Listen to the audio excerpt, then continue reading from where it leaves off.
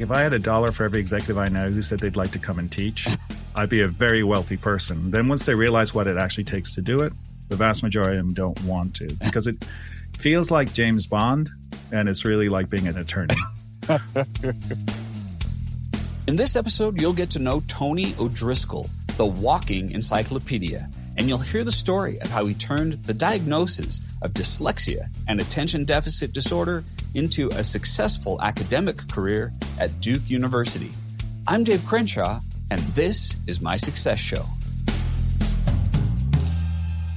Welcome back, friends, to the Dave Crenshaw Success Show. This is where I speak to some of the most successful people that I've met in my life's journey, and you get to come along for the ride. My goal is to find universal principles of success that you can apply in your career, your life, no matter what path you're pursuing.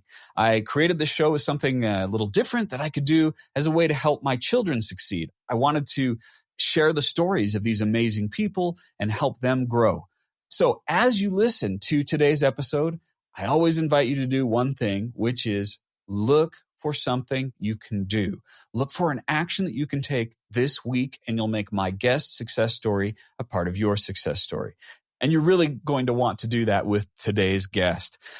Dr. Tony O'Driscoll is a professor, speaker, author, and business advisor. He serves as an adjunct professor at Duke University and their Fuqua School of Business. He's also a research fellow at Duke Corporate Education. Tony applies cutting-edge academic research to address complex business challenges in a simple way. His work has appeared in the Harvard Business Review and the Financial Times, and his latest book, Everyday Superheroes, unlocks the power of human potential. Tony, thank you for being on the show today. Pleasure to be here, Dave. How are you? I'm doing well. And where are you located today? I'm in my basement in Cary, North Carolina. Nice. And for those who won't see the video of this, he's got these lovely diplomas behind you. You look very professorial in this background. Yeah, image is everything, Dave. So just trying to at least project the image, right? Yeah.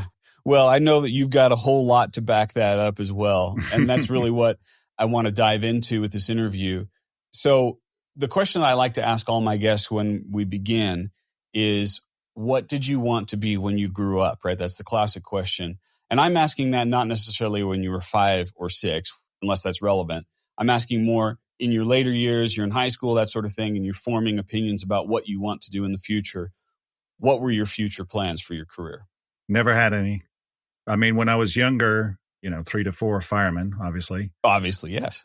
I lived all over the world. I lived in a place called Mauritius, which was a very small island in Africa. And so I played tennis competitively, but, that was on a small island in Mauritius. So at one point in time in the 13 to 15-year range, I fancied being a professional tennis player. But once I moved back to Ireland and realized that the competition was so stiff, I was quickly disabused of that notion, much to my mother's happiness. She was a bit worried about me going off the rails there. Why were you in Mauritius? That's a very unusual place to begin your life. Yeah. So my father was a master carpenter, and his expertise was working with the UNIDO, United Nations International Development Organization, to help set up factories in places around the world where there was kind of raw materials that were differentiated.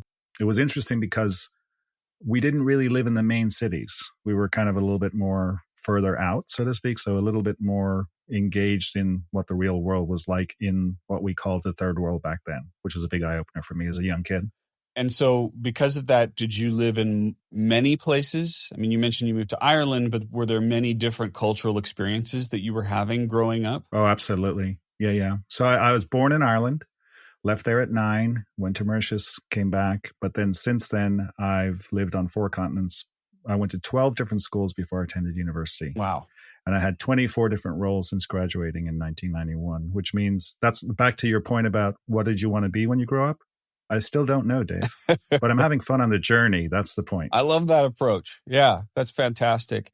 Just want to ask one more question about that because, and I'm particularly interested because my wife and I talk about trying to give our kids different cultural experiences.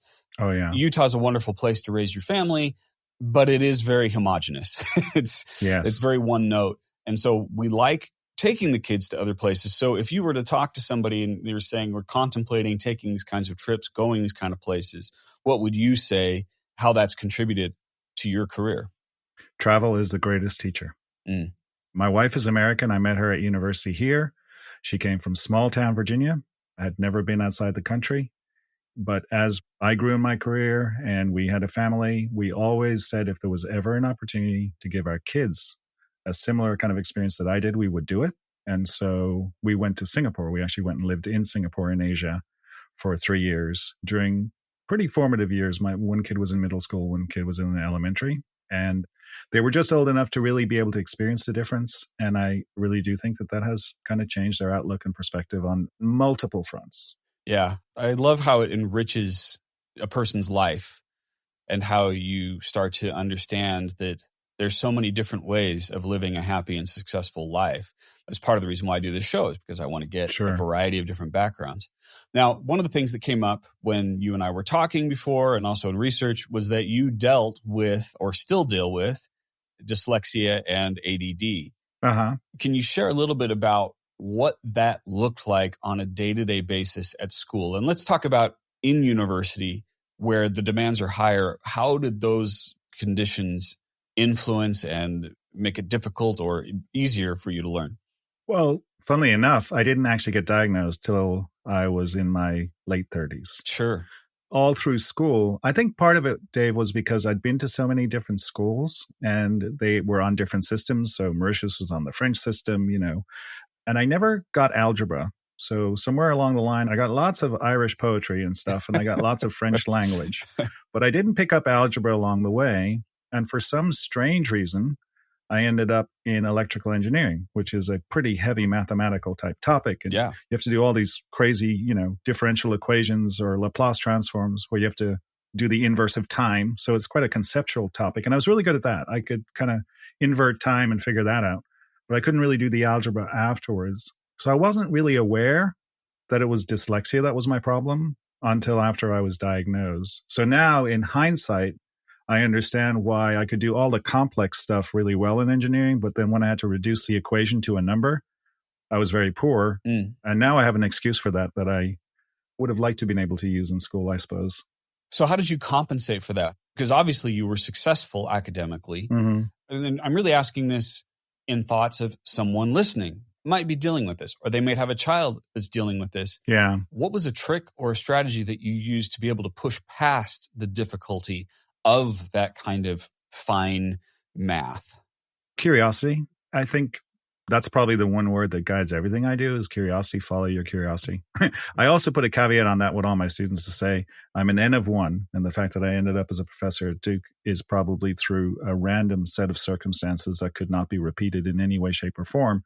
However, if people were going to ask me, what got you where you are, it was sheer curiosity. So from a mathematical perspective, there's two things. I will be honest. I got into engineering because I wanted to make money. That's not being my generation, right? I'm a Gen Xer.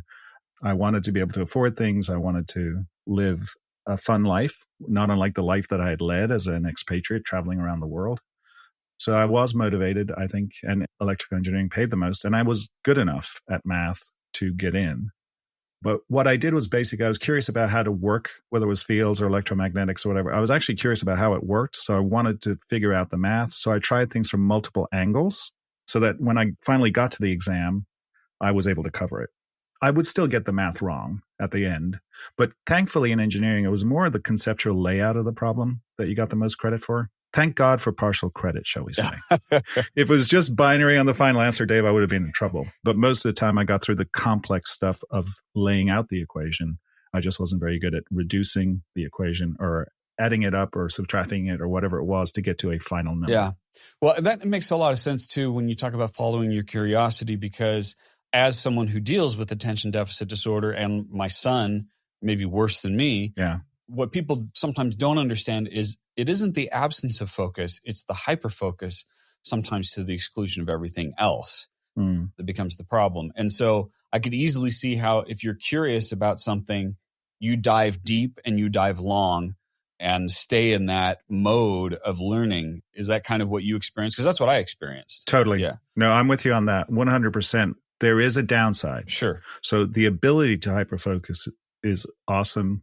And, that got me through many all-nighters and exams for engineering and so on and so forth. But then it's kind of flushed from your short-term memory the minute you walk out. It's like you get through it, but then it's gone, right? That's a great point. Yeah. But I think one of the things where it's a negative, particularly in relationships, is if there's one thing I hate more than anything else is to be interrupted. Now, I know we're going towards your world of multitasking, right? Yeah. Because when you're in that area of hyperfocus, I suppose more than others, for me at least, I'd be curious to know what it is for you, this switch tasking. Mm-hmm. If you're in the zone and you've been hyper on something, like you have 27,000 variables in your head and you're seeing how it's like you got your own large language model AI going. And then somebody interrupts you to say, did you take out the trash? Yes. Whoa, that's a toughie, because then it all just evaporates and you're going to have to climb back up that hill. Oh, man, that's such a great description of what happens. That is so true. It's like that for you? Yeah, well, and it illustrates, because in my teaching with time management productivity, I talk about the importance of being focused for longer periods of time. Yeah. But that really is extra important when you're dealing with something like attention deficit disorder. Do you know what's weird, though, about that? So when I was finally diagnosed, and that came through another whole funny story we can go into later, the doctor I saw said, you're a functioning ADD. And I said, what does that mean? He said, you're not going to take the Adderall, which is what I have, until you really need to sit down and focus. And you're not going to really notice much of a difference. And that's the truth. It's not like all of a sudden, after I take the Adderall, I'm like, okay, cool. And I've got ABC 1, 2, 3 organized structure. It's more like I'm still hyper-focused like I always am. The only difference, Dave, is when I look up, I'm like, oh, I got 15 minutes till my podcast with Dave. As opposed to if I don't take it, I'm like, oh, I was supposed to be on a podcast with Dave 2 hours ago. So the only thing I observe with the medication is that it essentially stretches out time to where the real world out there that operates on calendars, I am more in sync with when I'm on Adderall. But it doesn't necessarily change the way I think cognitively or the way I behave as far as I can observe. Yeah. I don't know if that makes any sense to you or not. The word that you use there, it's so important, is functional. And sometimes when someone will come to me, and because I talk a lot about mental health, not just ADD, and what I explain to them is it's a question of functionality. If you are functional, then maybe you don't need medication. Right. But even if you do take medication, it doesn't solve the problem. It just levels the playing field. Mm-hmm. And for me, it was something that allowed me to execute on the therapy that I was getting, the cognitive behavioral therapy, to change patterns and processes. Without that help, I would not have been able to do anything with it. But with the help, I was able to change my thinking. So, yeah, I love your example with that. Talk to me about, let's go back to college or university, as you said.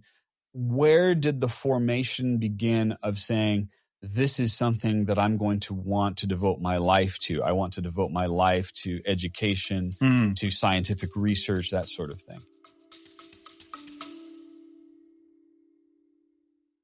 No matter what your career is, your foundation of success begins with one thing: effective time management. And thanks to the generosity of Microsoft, you can get my entire course, Time Management Fundamentals, for free on LinkedIn Learning. Go to davegift.com to get your free access now. This is the course that millions around the world have used to become more productive and reduce stress. Everyone from Fortune 500 executives to freelancers to students. Now, it's the same coaching I've provided in person for tens of thousands of dollars per day, but you can get it for free on LinkedIn Learning. You don't need to provide anything to access it. No credit card, no email. Just go to davegift.com and start learning. Thank you so much, Microsoft and LinkedIn Learning, for your partnership. davegift.com. Again, I think that more came through, we have a saying in Ireland, Dave, there's no substitute for dumb luck. So I think life is just a whole series of kind of path-dependent decisions. that you aren't fully aware of at the time, but when you look back in hindsight, you're like, whoa, this 3 or 4 second interaction kind of literally put me on a different path, right? So I would say one thing is, And what was that interaction for you? oh, there's so many of them, but I would say in this particular instance, when I was in an engineering role and I was good at it, I was working for a telecom company. I was programming telecommunications switches using object-oriented programming at the time, which was the newest thing. We had more object-oriented code in our switches than in the space shuttle, which was attractive to me. That was the curiosity that drew me to that. I actually had a job somewhere else in San Diego with all my college roommates.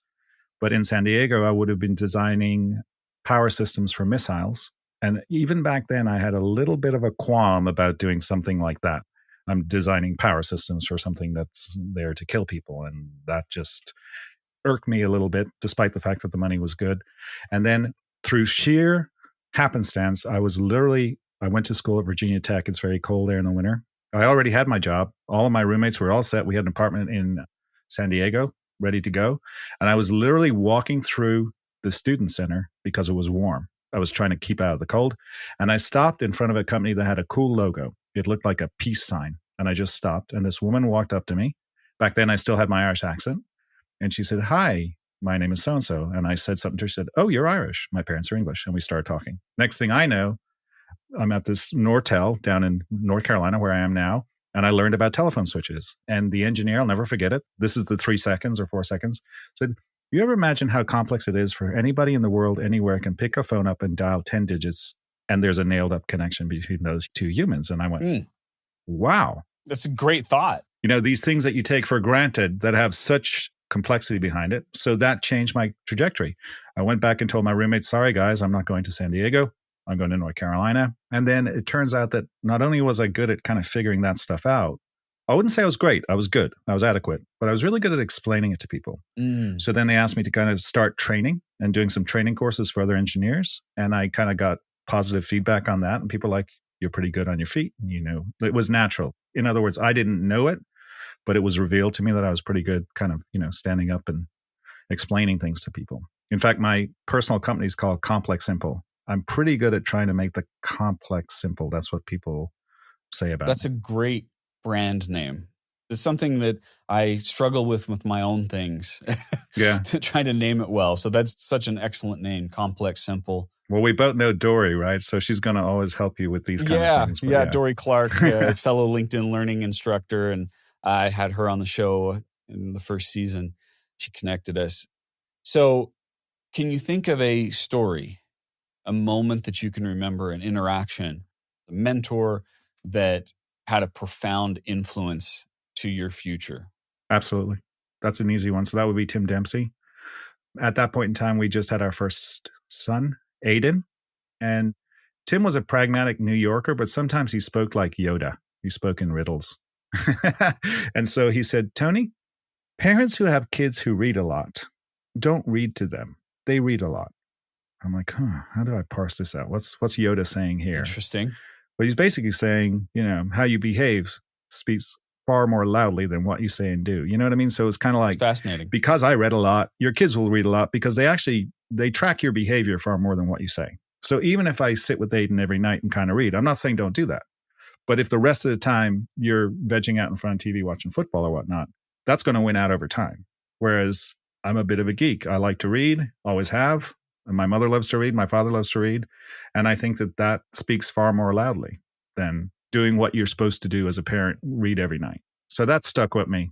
Yeah, you made me feel both guilty and good about myself with that, because I definitely spend a lot of time on the couch watching sports. Yeah. But all of my kids want to be authors, so I guess they got that from me. There you go. With all the books around the house. So yeah, that's a great principle. I love that.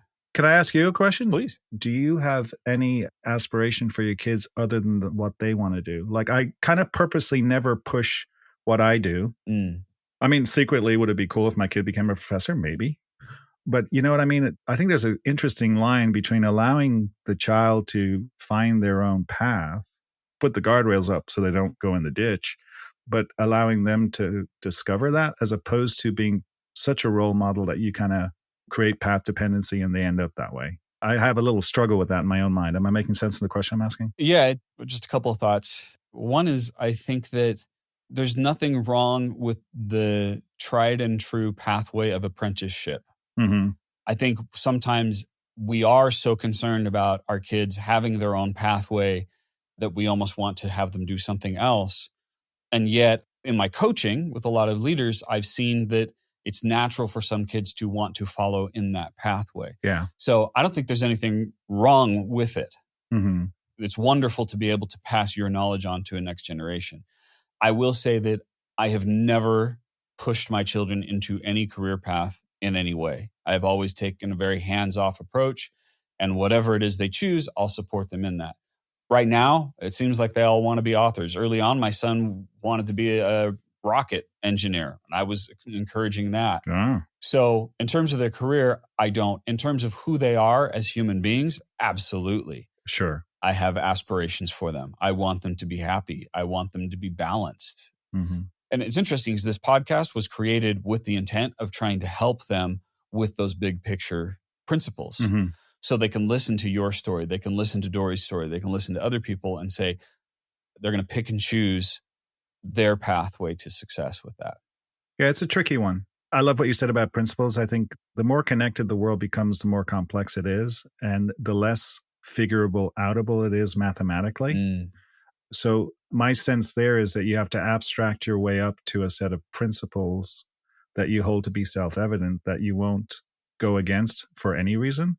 And that's how you navigate complexity. It's almost like you need a little bit more abstraction and grounding in faith, morality, whatever that is, that guides and grounds you in the kind of absurdity of complexity that we all seem to be dealing with. And I certainly think coming out of COVID, I see this with my students, Dave, the level of anxiety that they're exhibiting just around wanting real clarity around do I have to do this or do I have to do that? Like, I'm concerned about that, right?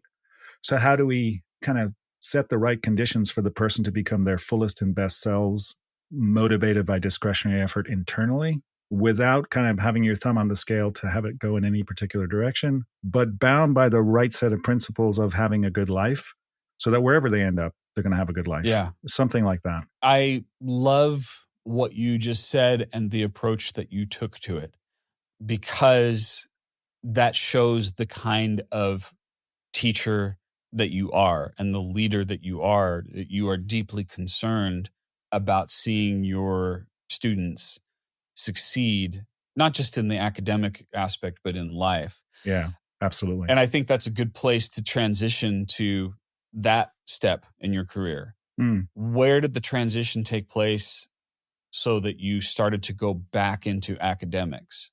Yeah, that's another interesting one. So I completed my doctorate with Nortel. And at that point in time, my doctorate was on something that everybody knows today, but back then it wasn't well known. It was called knowledge management. It was the use of technology to kind of store data, tag data, all of that kind of stuff. There was a technical aspect to it, but it was more really about a precursor to the internet and how's that going to work and so on and so forth.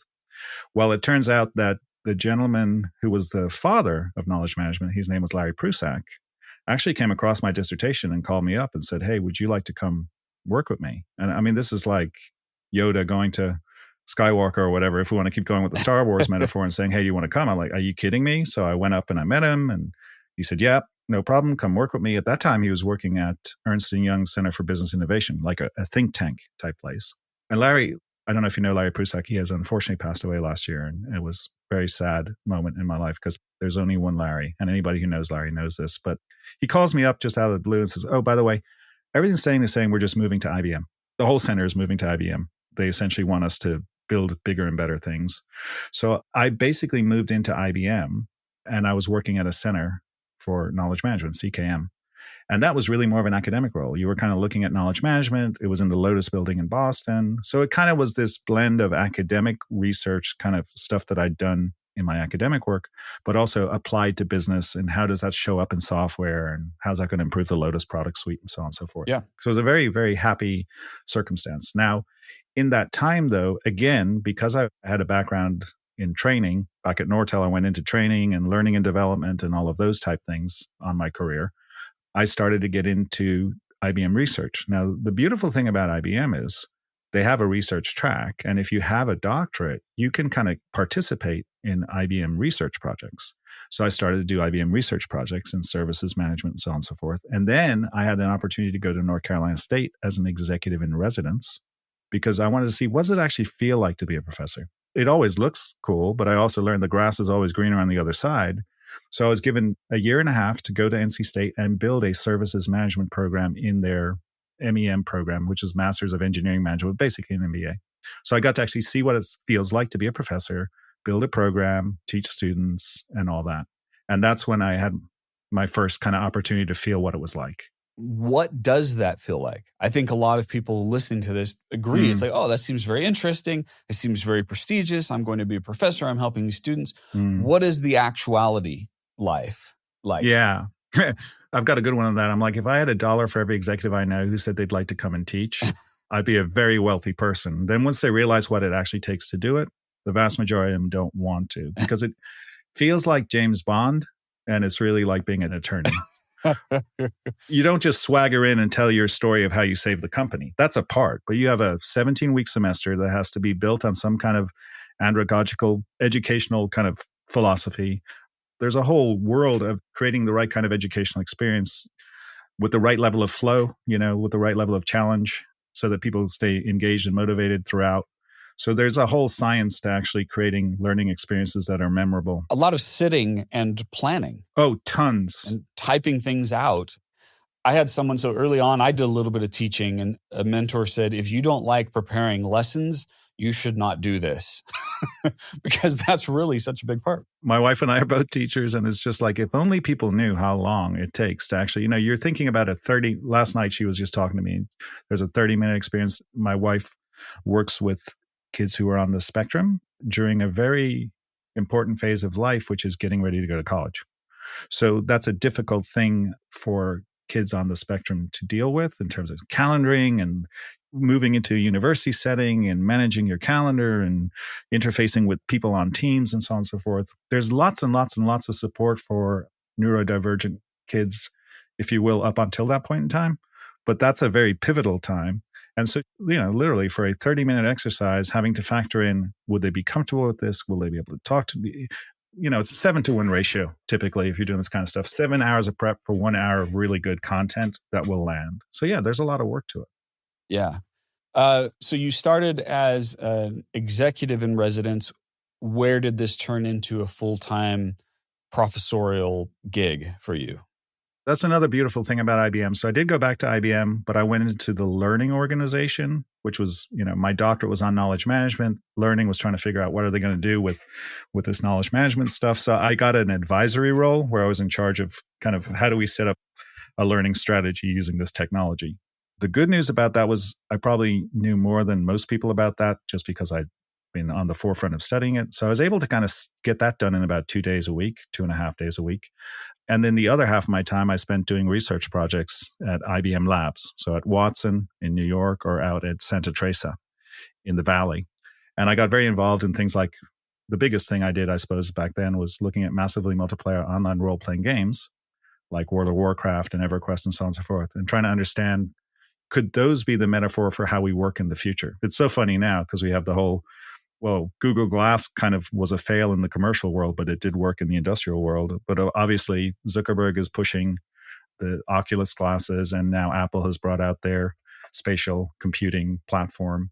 We were looking at a lot of that back then within IBM research to kind of say, there's got to be something better than whatever, Zoom or Teams or Outlook or calendaring or whatever you want, or Slack or whatever. There has to be another way for humans to engage and interact in a corporate context. Yeah. That is as powerful and immersive as gaming. So that was the kind of question was, what is it about gaming that makes people spend, a whole weekend in there working with people they don't know, expending all their discretionary effort? And if you could bottle that in a corporate context, just think how much more productivity you would have. So as a geek and someone who likes to play video games, you're speaking my language. I remember going through that process. Even as a productivity expert myself, I was looking at that. Sure. My perception of it, looking backward, is we were trying to figure it out, and the whole gamification movement never quite got off the ground. In the corporate context, yes, it didn't. I don't think it has. Yeah. It's an interesting theory, but I don't think in application it worked. So I'm going to just diverge for a second and say, why do you think that happened? Why were people unable to gamify their day-to-day work? I think that companies work off 5 power bases, if you know French and Raven's research. So that is position power, where I sit in the hierarchy. Okay. Then that's tied to 2 others: coercive power, that I can kind of force you to do something, or reward power, that I can incent you to do something. So those tend to be the power bases within a hierarchy. But then in a network, the power bases tend to be who you know and what you know, expertise and referent power. I think that the gamification world really is driven off a non-hierarchical environment. I mean, there are guilds and there are bosses and so on and so forth, but the fundamental structure of the thing is not hierarchical. There's not a CEO of a guild in World of Warcraft. It's more like a group of people who have a common objective, who want to work with folks who have complementary capability to make it through something like the Gates of Encourage over a 48-hour period with 400 people volunteering to do it. Right. And so I think there's a fundamental difference in the underlying architecture of games as opposed to the underlying architecture of organizations, which tend to be still to this day more kind of hierarchical and kind of structured in that position coercive power. Oh, that's fantastic. And you know what I love about what you did just there is it illustrates one of your strengths, which is that ability to take the complex and make it simple. Because that was really what I asked was an extremely complex question. You successfully dialed it down into a few sentences, but I think that was a brilliant response. So thank you for indulging my curiosity, but also giving us insight into your process, how you work as an educator. Yeah, no problem. This is fun, Dave. I'm enjoying this. Oh, good. I'm glad to hear that. Maybe we should start giving out experience points and level up during this conversation so we can gamify it. We literally did look at this. So I wrote an article, Leadership's Online Lab for HBR, and it was with, actually, funnily enough, Byron Reeves, who did a lot of research with Clifford Nass. And Clifford Nass was one of the original guys who kind of myth busted multitasking. So there's a link there to your work. So Byron and I and Tom Malone from MIT kind of did this deeper dive into how does it work? And basically what I'm very interested in from a research perspective, and have been for a long time, is this notion of discretionary effort. Discretionary effort is stuff you'll do because you want to, not because you're told to. It's the stuff you can't not do. It's the stuff that fires into your brain the minute you wake up in the morning. It's just there. You don't know why, but that's the thing that kind of you're fueled to do.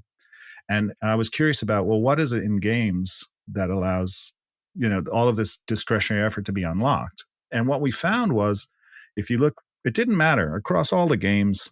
At the end of a raid, there's the loot, whatever, the potions, the swords, the this, the that.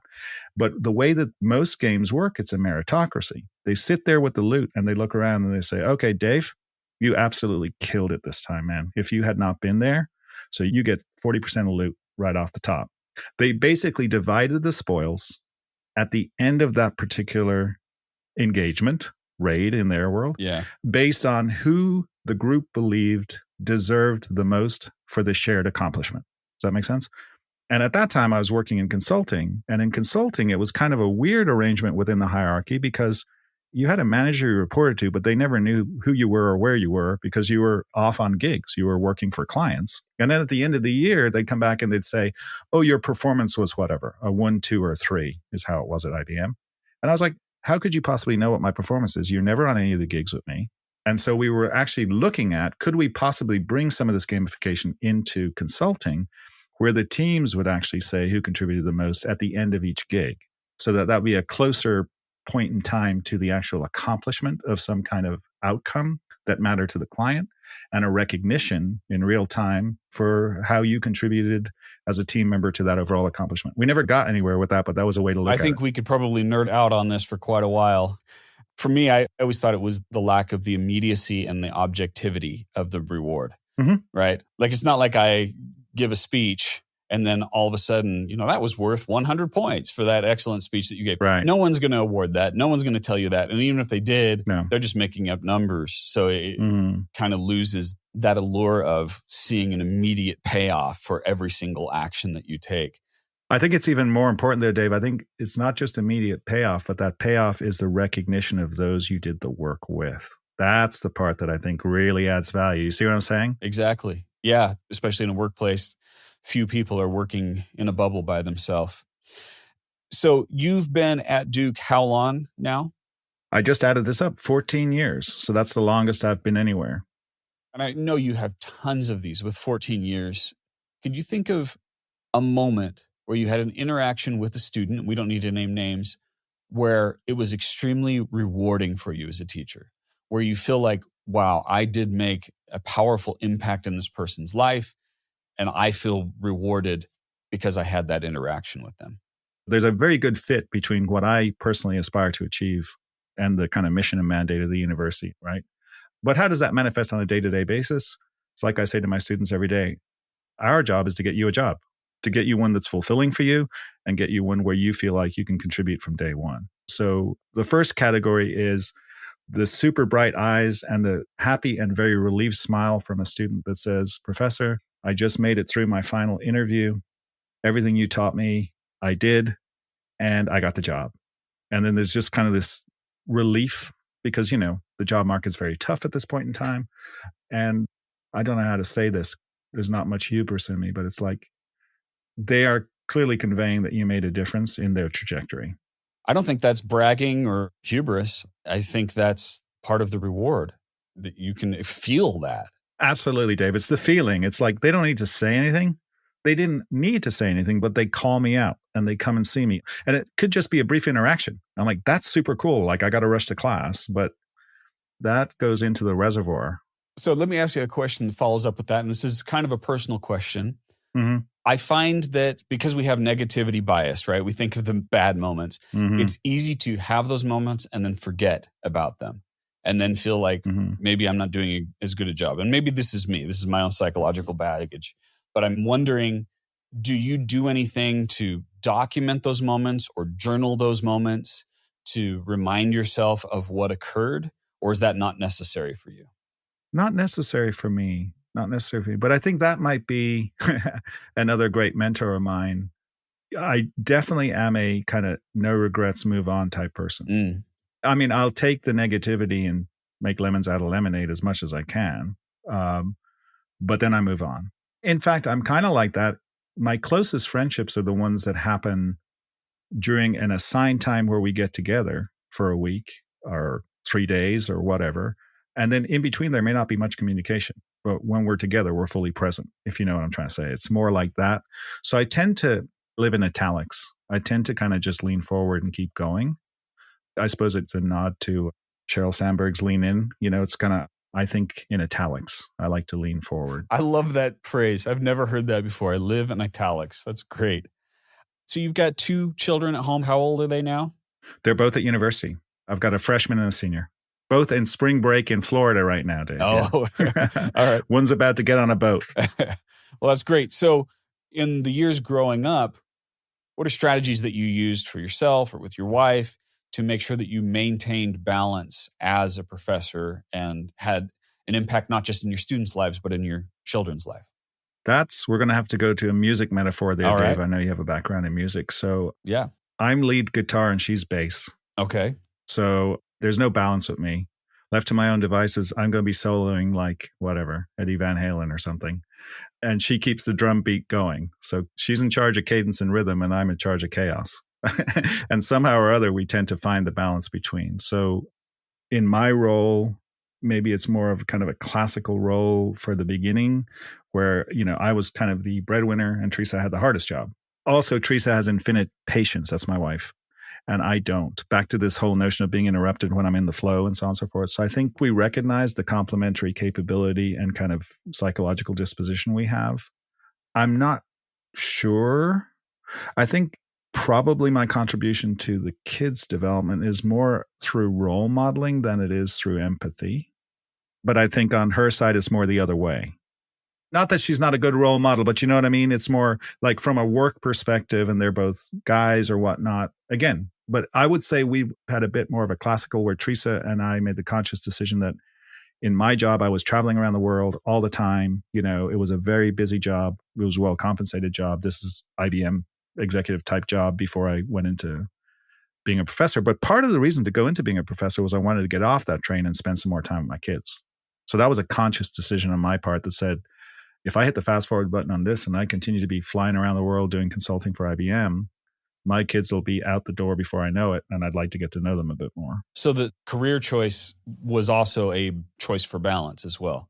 Yeah. I mean, I think at that point in time, it was probably unsustainable. We had a global consulting practice and I was honestly on the road all the time. And I got to taste that a little bit again. So when we chose to go to Singapore, it was kind of a startup. I was starting up the Duke Corporate Education offices in Asia. Now, Asia, people don't understand it, but if you're going to fly from Singapore to New Zealand, that's like 16 hours. So I had India all the way down to New Zealand, all the way up into China. So I was gone all the time again. It was like a little microcosm. But thankfully, Singapore is a fantastic place, great infrastructure for expatriates, wonderful schools, wonderful place to grow up and live, and huge amounts of travel. So the trade was positive. But again, I was kind of out of the picture a little bit just because I was on the road a lot.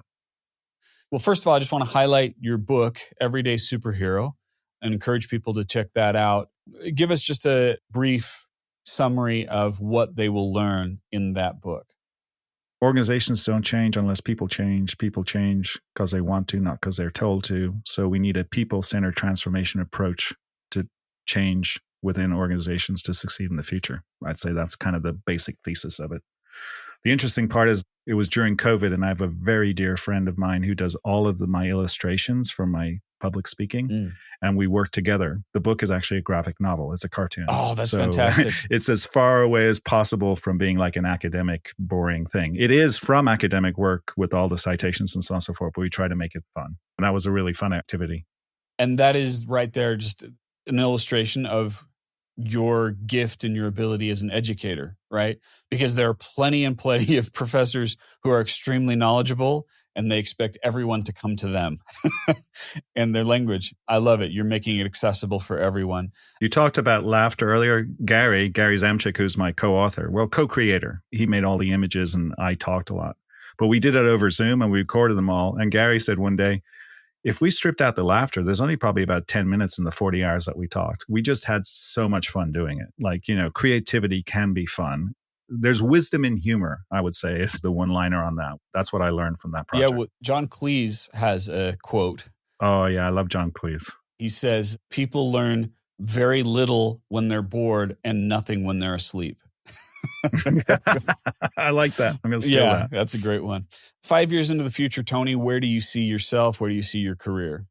I'm actually at a transition point right now. So Liam, my youngest, is a freshman. So there's 3 more years until he graduates. I'm very fortunate in that Duke essentially covers tuition wherever your kid goes. So that's a huge benefit. Yeah. But also I'm at a position where over the next 3 years, my wife and I like to joke that we must have had kind of Russian or Chinese ancestry because we kind of work in 5-year plans. Okay. Right. And so like this 5 years is get kids out of school and start it in life. But then what comes next? So I'm really wrestling with that now. I'm doing a lot of work. I guess another great mentor of mine is Blair Shepard, who was the person who brought me to Duke, and we continue to be really good friends. And he calls me a techno-savvy humanist. I'm quite deep in technology just because of the background that I had in engineering. So I understand a lot of the stuff that's going on with AI and all of that kind of thing. And I also have 2 kids whose life, every parent, what parent doesn't want their kids to have a better life than they did? Yeah. I think that's becoming increasingly more difficult, particularly for the average person. Averages hide a lot of inequalities. And so I'm asking myself the question, if my purpose is to nurture the leadership a brighter future needs, I'm certainly accomplishing that at Duke, 1 student at a time, but I also feel like we're kind of running out of time. And might there be somewhere else where I could contribute to kind of bending the arc of the future in a more positive direction? That's all I've got right now. But that's kind of the thing that's somewhat in the back of my mind, Dave. I'm not looking for anything. I'm just kind of casting a net. Let's put it that way. And it also, again, gives us insight into your process. You didn't make something up. You said, well, you know what? Right now, I'm in the process of figuring that out. But the act of you figuring that out and the example of that is valuable. Right. Because to someone listening to it, they say, you know what? You don't have to have an answer to that question right now, but you do want to explore the answer to that question and find the answer to it. So thank you for that example. I think that's like a radar. It's like a radar, Dave. If you can frame the question the right way, then you're kind of predisposed to what emerges. You might pay more attention to something that emerges that could then lead you on another path. I'm very much like that. There's no substitute for dumb luck, well engineered. Brilliant. Through curiosity. Brilliant. Okay, so Tony, this is the part in the interview where I'm talking to the people who've been listening to this. And my goal is to have them not just be educated or entertained, but to actually do something, to take action. So what I'm going to do is suggest 3 actions that I noticed. I noticed a lot more than that, but I have to choose 3 that are possible actions that someone might take to make your success story a part of their success story. And then I'd like you to add in what's one more possible action. And I'm looking for things that someone can do this week, not a month from now, not a year from now, but right now. So here we go. The first one was that concept that you talked about in the beginning of follow your curiosity. And you allowed yourself to enjoy the process of getting interested in something and get curious about it and dive deep into it. And that led to the dumb luck that you've had to have such a wonderful career path. So I would encourage someone listening to this to say, what's something that you just like learning about that might have nothing to do with your career? Dive deep into it. Get a book about it. Get excited about it. So that's the first one. The second one, and this may surprise a lot of people because it wasn't a huge part of your story, but to me, it is huge, which is get a diagnosis of what you're dealing with. If you feel that you're dealing with something like ADHD or dyslexia, go talk to a professional. When I speak, Tony, because I talk about my story, a lot of people will come up to me and say, I think I have this. And I'll say, yeah, me too, all the time. Yeah. And I'll say, did you get a professional clinical diagnosis? They say, no. I say, please go get that. Because we can sometimes screw up when we self-diagnose. We can sometimes make mistakes, or we might get the correct diagnosis and then they'll give us more guidance of how to become more functional with it. So if you think you've got something, please go talk to a professional and get that diagnosis. And then the last one, I'm going to talk about your purpose, where you asked, why do you get into it? And you gave us such a clear and concise answer: nurture the leadership that a brighter future needs. I was just reviewing a great interview I did with another person, David Winford, and he had what he called his primary aim, which is to always be alive. I would encourage someone to take the time to create that. Create a sentence that defines how you want to work. Mine is to change one person's life every day. When you have that clarity of your purpose, it makes decision-making so much easier. When you're presented with choices, you can say, well, what is that purpose? And that will help guide you. So take some time and think about it. And like Tony said, it may take you months to wordsmith it. Don't worry about it. Just do a first draft. And then later, the more you think about it, you contemplate it, you're welcome to change it over time. Those are my 3 actions. What's one that you would add to this, Tony? Those are great. I really appreciate the way you synthesized that. And I think you've netted it out really well. At the moment, I kind of think in words. At the moment, the thing I've been exploring the most is equanimity. How do we find a place of peace in between polarities? Not in a way where you're taking one side or the other, but you're kind of holding the space and finding a way forward. And that's, in Buddhist way of thought, they talk about equanimity, but that also then goes to Stoicism. That also falls into Stoicism and Marcus Aurelius and all that. So I've been doing a lot of personal work and trying to understand what is equanimity and how does one get there. I think purpose is part of it. I think curiosity is part of it. I think enjoying the journey, not the destination, is part of it. But for me, it's kind of sort of culminating in this quest for equanimity in all that I do. I love it. And I think anyone listening to this can contemplate what that means for them. And that's a wonderful thought and a great place to leave this. Tony, I've had so much fun talking to you. I think there are lots of things that we share in common. We'll have to talk again and geek out together about it. Anytime, Dave. It's been a real pleasure. And thank you, everyone, for listening. Remember, it's not so much about the knowledge that you gained. It's about what you do. So take one action this week and you'll make Tony's success story a part of your success story. Thank you for listening. You've been listening to the Dave Crenshaw Success Show, hosted by my dad, Dave Crenshaw, and produced by Invaluable Incorporated. Research and assistant production by Victoria Bidez. Sound editing by Mark Lamorjese. Voiceover by me, Darcy Crenshaw. And the music is by Ryan Brady via Pond 5 Licensing. Please subscribe to the Dave Crenshaw Success Project on Apple Podcasts, Spotify, or wherever you like to get your podcasts. If you have a suggestion for someone my dad might like to interview, please send it to guest@davecrenshaw.com. And please don't forget to leave us a 5-star review. See you next time.